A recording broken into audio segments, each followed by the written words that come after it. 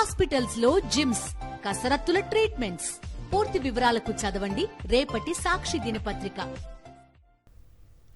తెలంగాణ చేనేత రంగం మగ్గంపై మరో అద్భుతాన్ని సృష్టించి మరోసారి ప్రపంచాన్ని అబ్బురపరిచింది.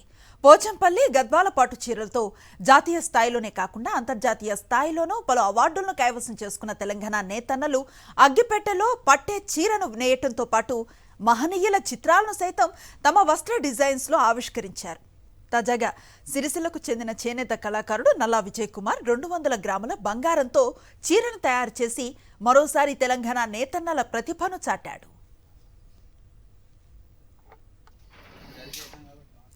హైదరాబాద్కు చెందిన ఓ వ్యాపారవేత్త కూతురి వివాహం కోసం బంగారు చీర తయారు చేయాలని నల్లా విజయ్ కుమార్ని సంప్రదించారు.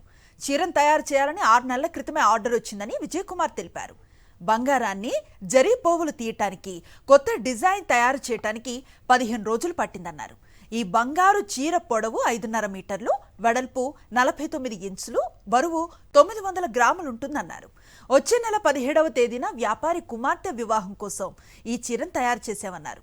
ఈ చీర తయారీకి 18 లక్షల రూపాయలు ఖర్చయినట్లుగా వెల్లడించారు. బంగారంతో చీర తయారు చేయటం ఎంతో గర్వంగా ఉందని నల్లా విజయ్ కుమార్ తెలిపారు.